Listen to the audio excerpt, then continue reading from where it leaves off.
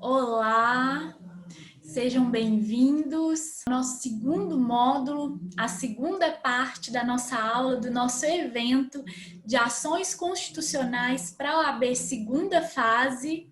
Hoje a gente vai continuar tratando das nossas ações, das ações que a gente falou lá na primeira parte, que são as ações com maior incidência e estatisticamente na segunda fase de constitucional pela OAB.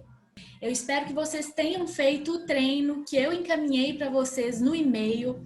Uma das ações populares que já caíram, que já foram objeto de cobrança em segunda fase, no ano de 2015. Eu dei esse tempo aí, esse intervalo entre os dois módulos do evento. Uma para ficar mais didático para vocês, para dividir bem os nossos assuntos, para conduzir bem a didática dos temas da nossa aula. E segundo, e principalmente, para você ter um tempo e para você perceber a necessidade de, entre um tema e outro, você realizar o treino. Porque de nada adianta nós chegarmos aqui, eu com você conduzir uma aula, te propor temas de ações que já foram muito cobradas pela FGV, ou seja, ações muito importantes, e você simplesmente assistir, você simplesmente acompanhar ali o conteúdo, anotar uma coisa ou outra, anotar alguma informação que você acha que agora é relevante, mas você não treinar. Por que o treino? Às vezes você deve estar dizendo, Bárbara, mas eu já treinei ao longo dos meses, ao longo dessa pandemia eu já treinei. Só que o que acontece, gente? Nós estamos aí agora há praticamente 4 semanas da data que a OAB estabeleceu para acontecer a segunda fase agora no dia 6 de dezembro. Então, por mais que você tenha treinado nos últimos meses, nos últimos tempos, agora você se encontra num período que você precisa intensificar o seu treino. Então, foi proposital eu lançar primeiro a primeira parte da aula, depois de tratar da ação popular de forma bem detalhada, mostrando o que você tem que saber para conduzir os seus passos na hora de construir a ação. Por isso eu propus a atividade, por isso eu enviei no seu contato pessoal, juntamente com o link de acesso da aula, a proposição dessa atividade, que eu espero sinceramente que você tenha feito. Além disso, eu encaminhei a proposta de treino sem o gabarito, sem o espelho de correção, justamente para que você não cole, para que você faça a sua ação popular e depois, somente depois de ter tentado construir, tentado identificar e construir a peça sozinho, você procure, você tenha o conhecimento de qual foi, de fato, o espelho da FGV. E por que isso? Parece, é meio óbvio, mas às vezes as coisas que são óbvias a gente acaba negligenciando e não praticando. Por quê? Eu vou continuar batendo nessa tecla de que lá na hora da prova, você vai estar num ambiente fora do seu ambiente habitual de estudos, você vai estar fora da sua mesa de estudos, você vai estar com um material de apoio, mas você vai estar longe das suas anotações, você vai estar longe dos seus cadernos. Então, querendo ou não, ainda que agora você se sinta mais seguro, eu já treinei, não preciso ficar treinando agora, só preciso ver detalhes. Quando você chegar lá, até porque já tem muitos meses que você está esperando acontecer essa situação, de você ter a oportunidade de sair da sua casa e ir fazer a prova no local de prova, você pode ser surpreendido ali por não estar no seu ambiente habitual de estudos. Por mais que seja uma escola, uma faculdade, você vai sentar ali numa carteira diferente, uma carteira que você nunca sentou. Então, assim, gente, acreditem, nesse período de realizar provas, de fazer provas diferentes de concurso em outros estados, não só fora da minha casa, não só fora da minha mesa de estudos, mas em outros lugares, em outras cidades, em outros estados distantes do estado que eu moro, isso tudo faz muita diferença na hora de você desempenhar aquilo ali que você treinou em todos os outros dias, em todos os meses antes, na sua preparação. E sobre situações adversas também, agora, nesse momento em que esse evento está sendo gravado, provavelmente vocês vão estar escutando barulhos aqui no fundo, vocês vão estar escutando músicas, eu não sei como vai estar aí para vocês, mas eu tô aqui o tempo todo ouvindo música, porque tá tendo festa aqui no meu vizinho logo ao lado, e eu pensei, vai me atrapalhar da aula, como que vai ser para os alunos, como vai ser para as pessoas, só que aí eu me lembrei de um momento de uma situação em que eu estava fazendo uma prova, era a prova do Tribunal de Justiça de Minas Gerais. Eu acho que quando eu falei no início da aula sobre as minhas aprovações, eu não cheguei a me referir ao TJ, porque eu falei ali só das minhas aprovações. É mesmo, eu não falei do TJ. Eu falei só das minhas aprovações e classificações em concurso de cargo de nível superior, que foi para analista, de TRE, de MPU e para procuradoria. Mas eu fiz também um concurso de nível técnico aqui do meu estado, mais como treino para me preparar para as outras provas que eu ia fazer, justamente para sair da minha casa para ir em outros lugares fazer prova. E no dia dessa prova era um domingo e em frente ao colégio tinha um bar. Como era domingo, estava tendo um evento justamente na hora da prova, justamente ali mais ou menos no horário do almoço, na parte da tarde, e tinha muita música, tinha muito som durante a prova, desde que a gente começou a prova, acho que deu uns 15 minutos de prova, começou a música, começou o som, e eu me lembro que, lógico, me incomodou, mas eu continuei ali, respirei, fiz a prova, e eu me lembro que na minha frente tinha um rapaz sentado. E o início da prova eram várias questões de português, se eu não me engano, eram 20 questões de português. E tinha um rapaz na minha frente, e eram muitos textos, o rapaz estava lendo, né, ali para fazer a prova, e ele estava tão incomodado, mas tão incomodado, que ele ficou assim, ó. Ele tampou o ouvido e ficou lendo os textos da prova toda de português. E por mais que a música estivesse me incomodando, eu continuei lendo, respirei fundo, tentei prestar mais atenção no que eu estava fazendo e fiz a prova. Por quê? Aqui é o meu ambiente de estudos, eu estou falando com vocês da minha mesa, de onde eu sempre estudei, exceto quando eu ia para a biblioteca, eu tive um período que eu estudava tanto em bibliotecas, quanto aqui nessa mesa de estudos que eu estou falando com você. Por eu estar acostumada a estudar aqui, e muitas vezes acontecer essa situação que está acontecendo agora, de ter música, de ter festa aqui por perto, ao longo da minha preparação, mesmo que não propositalmente, eu me habituei a ter situações que eu estava fazendo questões, resolvendo provas, e estava ali com barulho, estava com certo incômodo. Então, quando isso aconteceu na hora da prova, não foi um fator que me incomodou, né, pessoalmente, assim, é um certo incômodo, mas não foi um fator que afetou o meu desempenho na prova. Tanto que eu fui fazer a prova como teste e felizmente foi uma prova que eu me classifiquei também. Também é um concurso que está dentro do prazo de validade aqui no meu estado, só que é um concurso de nível médio. E eu estou contando isso tudo para vocês porque eu pensei, bom, eu quero aqui entregar a aula da forma mais perfeita, um conteúdo objetivo, um conteúdo limpo, e essa objetividade do conteúdo me faz querer dar uma aula sem nenhuma perturbação, sem nenhum barulho. Mas eu lembrei dessa situação, falei, eu não só vou gravar a aula, eu vou disponibilizar a aula e eu vou contar para eles essa história, eu vou contar para eles essa situação, porque às vezes a gente negligencia, gente, detalhes muito pequenos, detalhes muito bobos, que a gente não pensa, quando a gente não passa, quando não acontece com a gente não pensa o quanto pode nos influenciar numa coisa que é muito decisiva na nossa vida.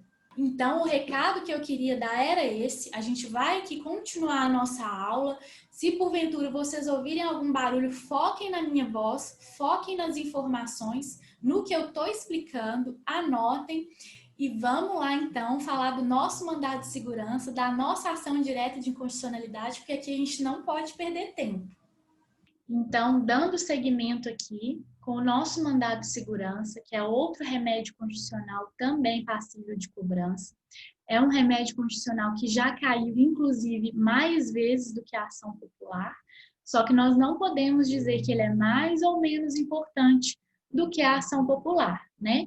Porque nós não podemos prever exatamente o comportamento da banca, pode ser que seja cobrado um mandado de segurança, porque ela tem uma preferência, a FGV tem uma preferência pelo MS, ou pode ser que seja cobrada uma ação popular porque ela é muito importante como instrumentalização da cidadania e já caiu poucas vezes, ou pode cair qualquer outra inicial ou recurso. Mas, dando seguimento aqui, com esse outro remédio constitucional, a gente viu que ele é uma das ações, um dos instrumentos processuais utilizados na proteção de direitos e garantias fundamentais. O fundamento do mandado de segurança está lá no artigo 5º, inciso 69 da Constituição, que eu espero que você já tenha marcado, se não ainda você marque, para te sinalizar ali que o mandado de segurança é uma inicial possível de cair na sua prova, e se for ele, você vai usar já no preâmbulo o artigo 5º como fundamentação do inciso 69, já nos diz ali que vai ser concedido mandado de segurança para proteger direito líquido e certo, que não seja amparado nem por habeas corpus, nem por habeas data, quando a autoridade responsável pela ilegalidade ou abuso de poder for uma autoridade pública ou um agente de pessoa jurídica no exercício de atribuições do poder público.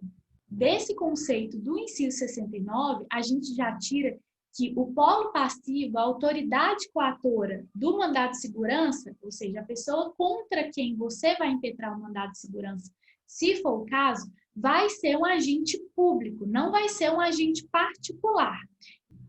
Além da previsão constitucional no inciso 69 do artigo 5º, a gente precisa saber que a regulamentação legal do mandado de segurança é feita pela Lei 12.016 de 2009, que também é uma lei que precisa estar marcada, é uma lei que precisa estar sinalizada no seu VADMEC, é uma lei pequena também, ela tem 29 artigos e você vai fazer as marcações principais com as informações mais importantes que você precisa ter em mãos para identificar e para fundamentar a sua peça.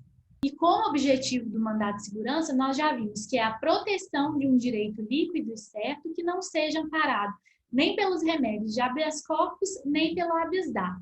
Mas a gente ouve muito falar nesse conceito de direito líquido e certo, a gente escuta essa expressão e já vem na nossa cabeça mandado de segurança. Mas, afinal de contas, o que é isso? Como que a gente pode explicar esse conceito de direito líquido e certo? Esse conceito é fundamental para você saber do cabimento do mandado de segurança. Por mais que o enunciado esteja te contando sobre a violação de um direito fundamental, se não houver essa liquidez e certeza, não vai ser um mandado de segurança que você vai poder impetrar. E o que é esse direito líquido e certo?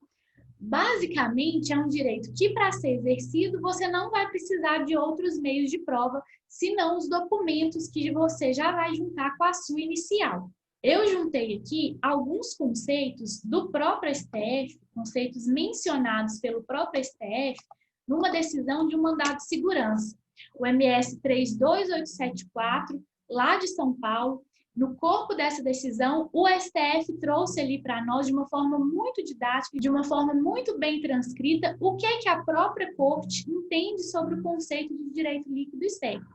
Vamos ver só, o STF nos diz ali no corpo dessa decisão, que eu fiz uma análise bem minuciosa para trazer de uma forma mais objetiva aqui para vocês, que é o direito apto a ser exercido no momento da sua impetração. Esse direito vai estar expresso numa norma legal e ele já traz em si mesmo todas as condições de ser exercido pelo impetrante. Ou seja, a pessoa que manejar o mandado de segurança, ela não precisa de outras provas além daqueles requisitos que ele já está juntando no momento da propositura. No corpo dessa mesma decisão, ainda falando sobre o direito líquido e certo, o STF fala que no mandado de segurança, o impetrante deve demonstrar, já com a petição inicial, no que consiste a ilegalidade ou a abusividade que ele está discutindo. Não há ali no procedimento do mandado de segurança espaço para ele demonstrar essa violação no decorrer do procedimento. Isso tudo faz a gente concluir que na hora da propositura do seu mandado de segurança, você vai precisar mencionar a pré-constituição de uma prova. Você vai fazer menção ali a um documento, a dados documentais que o impetrante está juntando, já para fazer prova dessa abusividade e já para fazer prova da existência desse direito. Disso também a gente já tira uma conclusão importante de que nos seus pedidos você não vai poder pedir prova pericial, prova testemunhal, que você precisa lembrar que no mandado de segurança tem que ser suficiente a sua prova documental. E quando que não vai caber um mandado de segurança? Nas hipóteses do próprio artigo 5º da 12.016, o inciso 1 nos fala que não cabe mandado de segurança de ato do qual caiba recurso administrativo com efeito suspensivo e nem contra decisão judicial, se dessa decisão judicial ainda couber algum recurso com efeito suspensivo. E ainda importantíssimo, isso despenca em prova, pode inclusive ser objeto de alguma de suas questões discursivas, que não cabe mandado de segurança contra decisão transitada em julgado. Ou seja, se o enunciado da sua peça dizer ali que foi violado um direito líquido e certo, só que quanto à discussão desse direito existe uma decisão judicial já transitada em julgado, você não vai poder impetrar um mandado de segurança. E aqui, lembrando que eu estou tratando com vocês do mandado de segurança individual, que se difere ali em alguns aspectos em relação ao mandado de segurança coletivo. No caso do mandado de segurança individual, ele é uma ação pessoal, ou seja, só o próprio detentor do direito que está sendo reclamado pode ser o autor da ação. Lembrando que o mandado de segurança é um remédio constitucional para reclamar o respeito a algum direito fundamental, a alguma garantia fundamental, e essa garantia tem que ser relativa ao impetrante. E aqui, em relação ao polo ativo, é importante a gente fazer uma diferenciação lá da ação popular que a gente falou na primeira parte. Aqui no mandado de segurança, a parte autora pode ser tanto uma pessoa física quanto uma pessoa jurídica. Vocês lembram que lá na ação popular, somente uma pessoa física, ou seja, somente um cidadão, poderia figurar como autor numa ação popular. Já aqui no caso do mandado de segurança, qualquer pessoa física ou jurídica, desde que ela tenha capacidade para ser titular de um direito, ela pode impetrar um mandado de segurança para proteger o seu direito líquido e certo. E tratando do polo passivo do nosso MS, a gente viu ali no inciso do artigo 5º próprio do mandado de segurança que o responsável pela ilegalidade ou pelo abuso de poder precisa ser uma autoridade pública ou um agente de pessoa jurídica com atribuição do poder público. Ou seja, pode ser alguém, um agente que foi eleito, um agente político, ou algum servidor, algum agente administrativo. É muito comum o exemplo de ato de universidade privada. Por exemplo, um estudante, um aluno faz um requerimento perante o diretor de uma instituição de ensino privada e a autoridade, esse diretor, faz uma negativa de um documento a que o estudante teria direito. Nesse caso, ainda que se trate de uma instituição privada, a instituição está exercendo um serviço público, um serviço de educação. Então, nesse caso, ainda que seja uma pessoa jurídica privada, exercendo ali um serviço público, o diretor da instituição privada poderá figurar no polo passivo da ação de mandado de segurança como autoridade coatora. Outro aspecto muito importante que você precisa identificar ali no enunciado da sua peça é quem é a autoridade coatora para que você decida a respeito do endereçamento da sua peça. O endereçamento vai depender de qual é a autoridade competente para desfazer, para desconstituir aquele ato ilegal. Eu coloquei um quadro aqui que está no material complementar da nossa aula, falando justamente dessas competências, deixando bem desenhado ali vários exemplos de autoridades coatoras e de autoridades competentes para conhecerem o MS. Em relação aos seus pedidos, também é importante você lembrar da necessidade de intervenção do Ministério Público, porque o mandado de segurança está envolvendo um direito fundamental, uma garantia fundamental e, consequentemente, um interesse público. Quanto ao prazo para você manejar o mandado de segurança, o enunciado da FGV pode contar um caso e colocar informações ali de que uma decisão, uma autoridade emitiu um ato e esse ato foi emitido há 90 dias, há 60 dias ou há 130 dias. Então, você tem que ficar atento a esse prazo, porque o prazo decadencial para a impetração do mandado de segurança é de 120 dias. Então, o enunciado não pode te informar um prazo maior do que esse para que seja cabível um mandado de segurança na sua peça. Se for um prazo até 120 dias e preenchidos os requisitos do mandado de segurança, você pode manejá-lo. Se for um prazo maior do que esse, o próprio enunciado vai estar te sinalizando que não é o cabimento pelo mandado de segurança. E quanto a esse prazo, é importante você lembrar que esses 120 dias, por eles serem um prazo decadencial, eles nem se interrompem, nem se suspendem. São contados de forma contínua. E por fim, gente, eu achei muito importante compartilhar com vocês uma informação a respeito do papel do mandado de segurança dentro do processo legislativo. A gente acabou de ver que o mandado de segurança é uma ação pessoal usada para proteger um direito líquido e certo. Só que o que acontece? Muitas vezes o mandado de segurança pode ser usado por um parlamentar para proteger o processo legislativo. Ou seja, pode estar acontecendo um processo legislativo e dentro desse processo, seja de edição de emenda constitucional, seja de edição de uma lei, algum dispositivo da Constituição pode estar sendo desrespeitado e o próprio parlamentar que está participando desse processo de edição tem o direito líquido e certo de ver acontecer um devido processo legal de edição de norma e, pessoalmente, esse parlamentar pode entrar com mandado de segurança para intervir no processo legislativo de modo a combater essa inconstitucionalidade. Nesse caso, o parlamentar vai impetrar o mandado de segurança já diretamente no STF, porque essa inconstitucionalidade está sendo consequência do ato de uma autoridade ali dentro das casas legislativas, seja da Câmara ou seja do Senado Federal. Então, a autoridade competente para desfazer esse ato é diretamente o STF.